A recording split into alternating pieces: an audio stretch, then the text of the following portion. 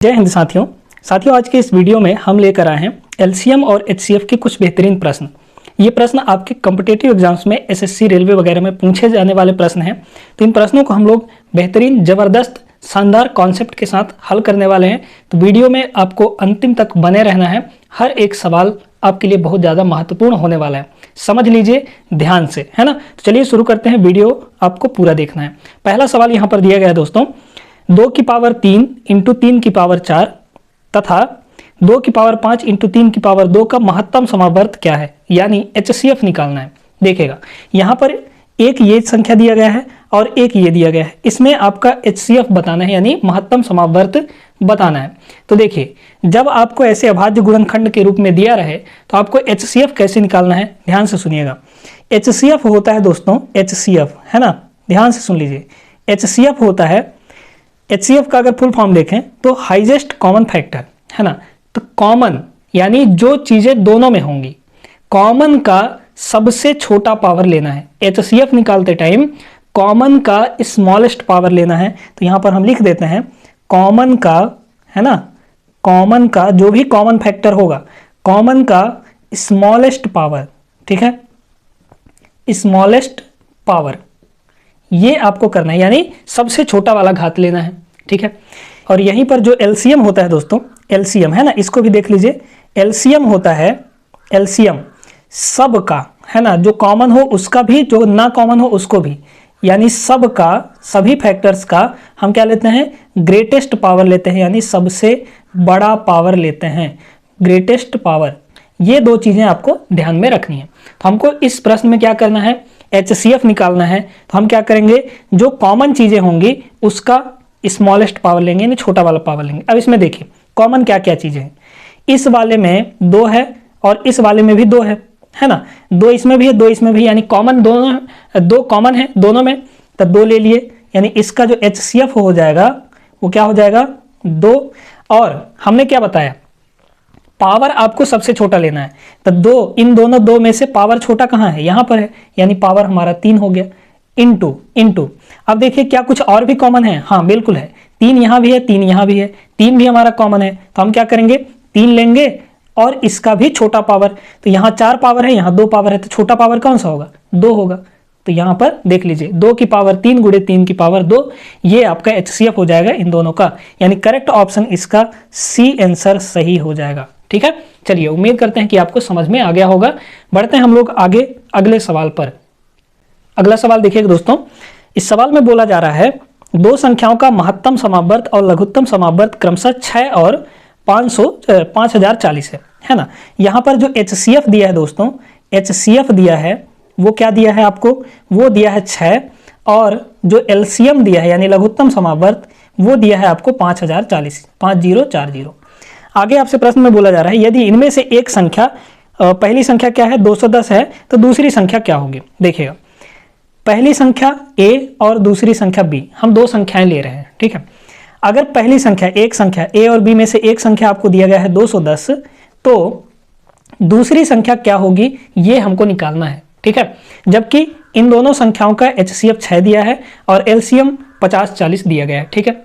अब इसके लिए एक बेहतरीन सा फॉर्मूला ध्यान में रखिएगा, एक कॉन्सेप्ट गजब का होता है कि अगर आपके पास 2 संख्याएं हैं, है ना, a और b, अगर आपके पास 2 संख्याएं हैं a और b, तो इनका जो गुणा होता है, यानी दोनों संख्याओं का गुणनफल, वो किसके बराबर होता है, इनके एलसीएम और एचसीएफ के गुणा के बराबर, है ना। तो इनका एलसीएम, ठीक है, इनटू इनका एचसीएफ, ये हमारा फॉर्मूला होता है। इस फॉर्मूले को आप लोग ध्यान में रखिएगा, ठीक है। बहुत जबरदस्त फॉर्मूला है, बड़े बड़े सवाल इस फॉर्मूले से हल हो जाते हैं, एलसीएम और एचसीएफ के, ठीक है। चलिए तो यही फॉर्मूला हम इस प्रश्न में लगाने वाले हैं। क्या दिया है, a और b ना, तो a हमको दिया गया है कितना है 210, ठीक है, इनटू b तो हमको नहीं पता है, दूसरी संख्या हमको निकालनी है।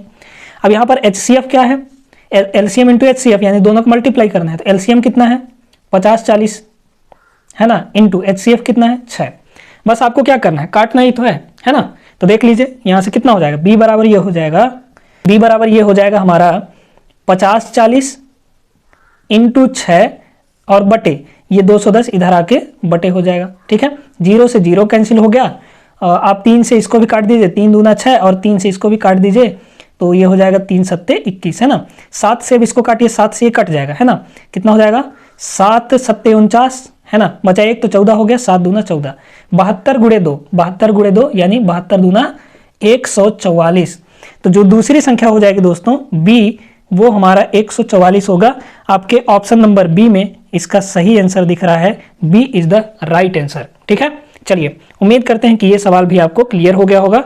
ये फॉर्मूला आपको हमेशा ध्यान रखना है, दो संख्याओं का गुणनफल उनके एलसीएम और एचसीएफ के गुणनफल के बराबर होता है। ये आपको स्टेटमेंट के रूप में भी पूछा जा सकता है और फॉर्मूले के रूप में भी पूछा जा सकता है और इस पर बेस्ड क्वेश्चंस भी बन सकते हैं।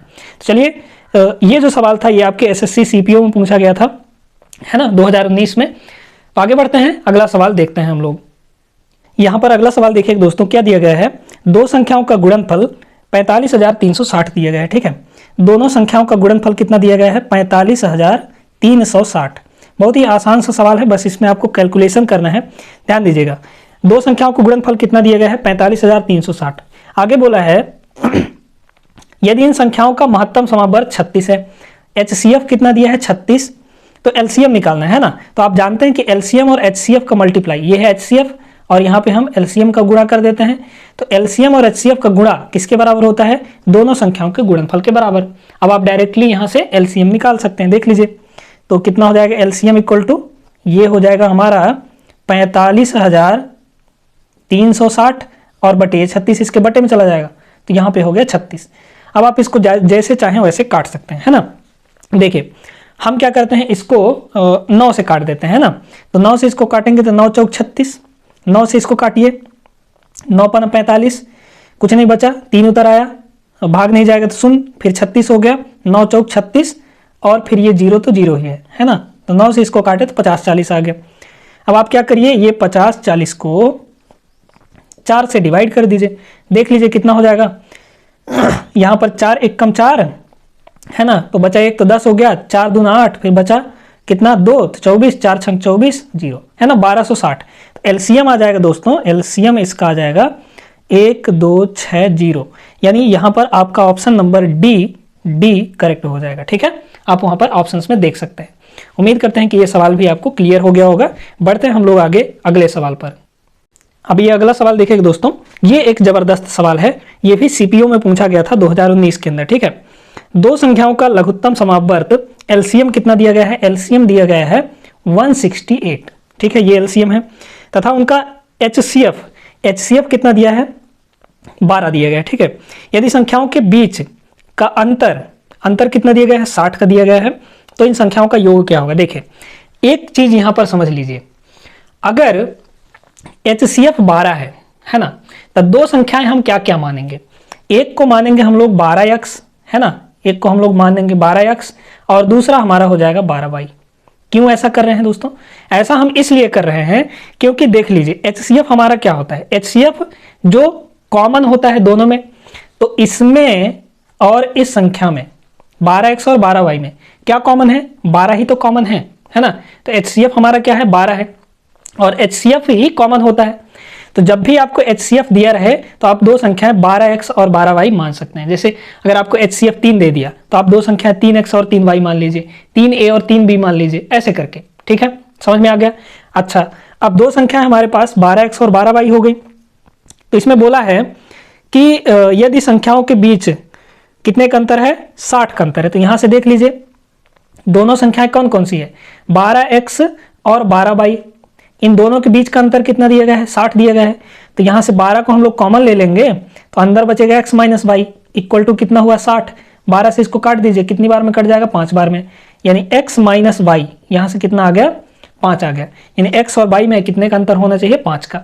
अब आगे सुनिए, शुरू में बोला है दो संख्याओं का एलसीएम कितना है, एलसीएम हमारा 168 है ना, एलसीएम कितना है दोस्तों 168 है और एचसीएफ कितना है 12 है। तो एलसीएम और एचसीएफ का गुणा दोनों संख्याओं के गुणा के बराबर होता है, यानी एलसीएम और एचसीएफ का गुणा किसके बराबर होगा 12x इंटू 12y के बराबर। तो यहाँ पे हो जाएगा हमारा 12x इंटू 12y है ना।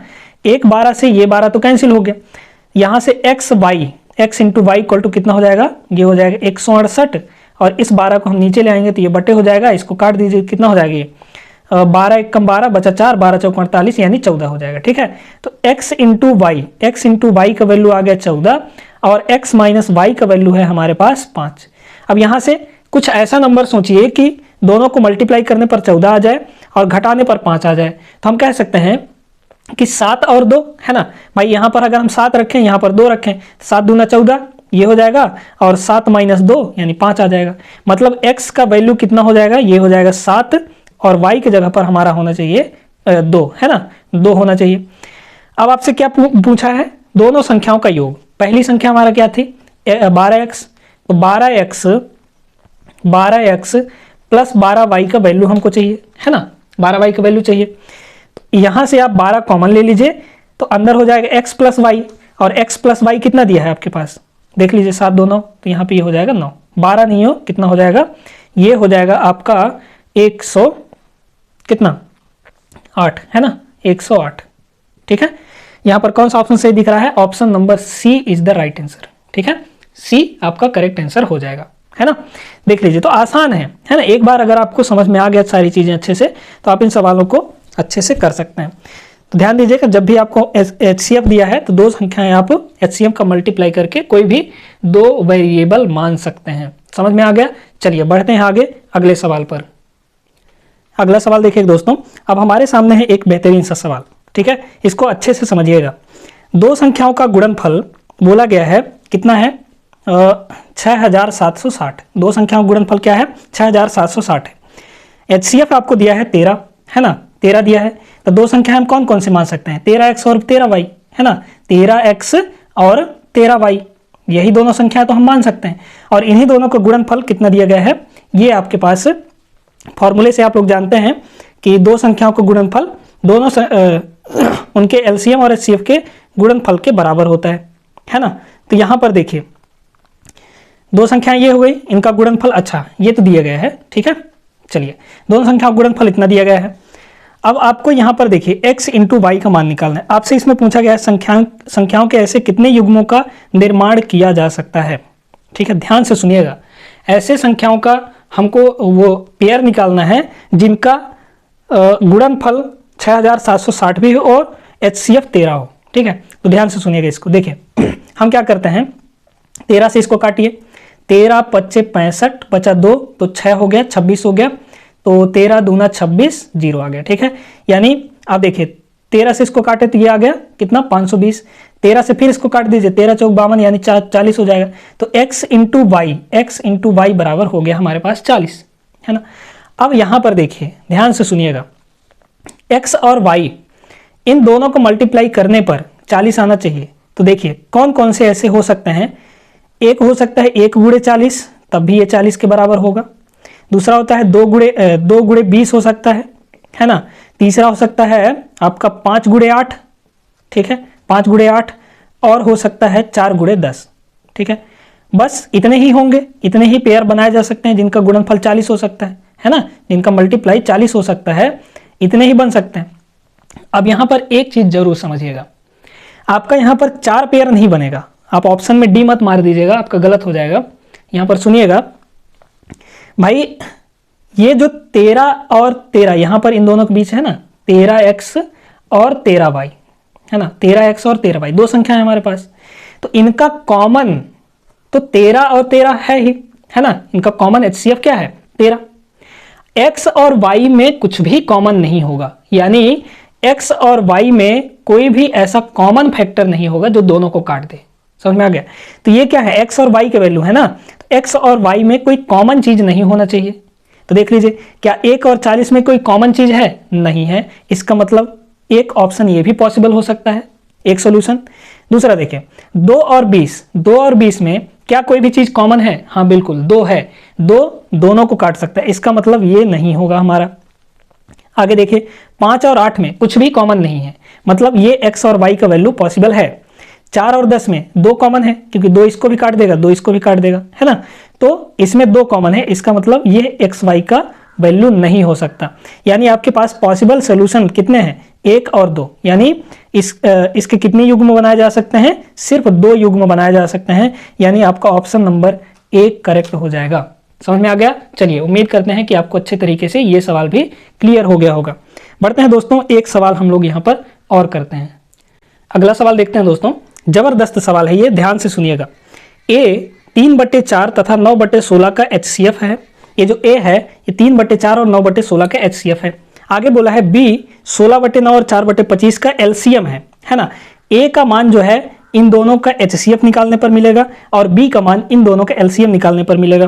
तो ए और बी का मान पूछा है आपसे, ध्यान से सुनिएगा इस सवाल को, बड़ा ही मजेदार सवाल है। ए बी का वैल्यू क्या होगा ये आपको निकालना है। देखिएगा, आपको इन दोनों का HCF निकालना है, क्योंकि बोला है कि ए जो है 3/4 और 9/16 का HCF है।